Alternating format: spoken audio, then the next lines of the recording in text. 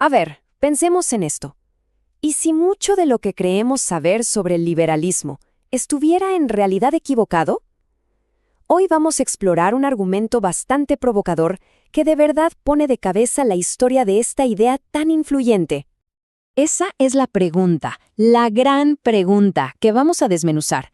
La idea de que una de las figuras más respetadas de la libertad moderna, en el fondo, pudo haber desviado por completo su significado original. Suena fuerte, ¿no? Pues vamos a ver de qué se trata. Bueno, para entrarle a este tema, tenemos que empezar con el protagonista de nuestra historia, John Stuart Mill. Si alguien ha estudiado filosofía política, seguro su nombre le suena. Es, digamos, la cara del liberalismo del siglo XIX, el modelo a seguir. Pero justo aquí es donde la cosa se pone interesante, porque el argumento que estamos analizando dice que toda esa admiración por Mill en realidad ha generado una confusión tremenda, que básicamente distorsionó lo que el liberalismo significaba en sus orígenes.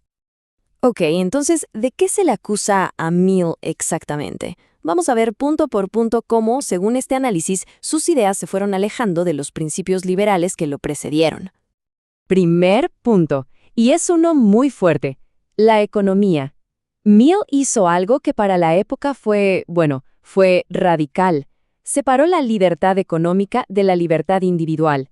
Para los liberales que vinieron antes, esto era impensable. Eran, literalmente, dos caras de la misma moneda, inseparables.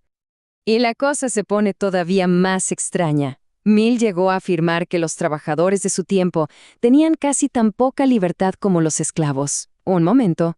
Lo dijo en plena era de migración masiva, cuando millones de personas estaban cruzando océanos por voluntad propia para buscar una vida mejor. La contradicción, pues, salta a la vista. Y esta idea de esclavitud la aplicaba a todo. Por ejemplo, llamó esclavos a los jesuitas por decidir unirse a su orden religiosa. Esto nos da una pista clave de su pensamiento.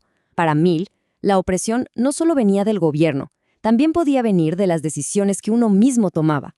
Y con esto llegamos al meollo del asunto. Mill redefinió la palabra tiranía. Ya no era solo la fuerza del Estado, no.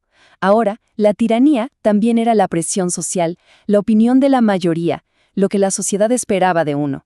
La gran pregunta es, si eso es tiranía, ¿dónde trazamos la línea? Pero esta nueva forma de ver el liberalismo no se quedó con Mill. El argumento nos lleva al siglo XX, con otro gigante del pensamiento, John Maynard Keynes. Él, según este análisis, tomó estas ideas y las llevó todavía más lejos. Y para entender a Keynes, el contexto lo es todo.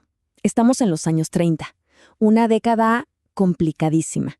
El totalitarismo está en pleno auge en Europa. Y en ese contexto, Keynes dijo algunas cosas que, vistas hoy, son, bastante polémicas.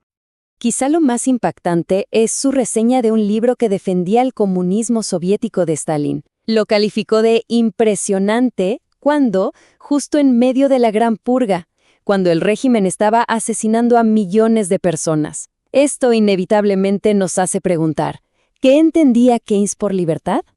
Entonces, si la línea Mill-Keynesiana es un desvío, ¿cuál era el camino original? Bueno, el análisis desempolva una tradición liberal que ha quedado casi en el olvido, una tradición que floreció principalmente en Francia. A ver, imaginemos un liberalismo distinto, uno que no se enfoque en la psicología individual, sino en la sociedad civil, el comercio, la producción. A diferencia del enfoque anglosajón, para esta tradición francesa, el gran enemigo de la libertad era algo mucho más concreto que la opinión del vecino. Y aquí viene su idea más potente, la joya de la corona que se perdió en la historia. Ellos también tenían una teoría del conflicto de clases. Pero ojo, una que no se parece nada a la de Marx.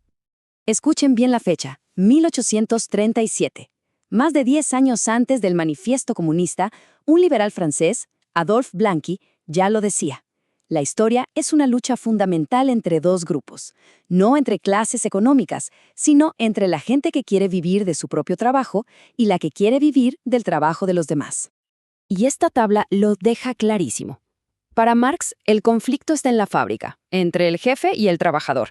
Para estos liberales clásicos, el verdadero conflicto está en la relación con el Estado. Hay una clase productora y luego está la clase que usa el poder del Estado, con impuestos, regulaciones, subsidios, para vivir del esfuerzo de los productores. A eso lo llamaron expoliación. Y aquí viene la ironía máxima.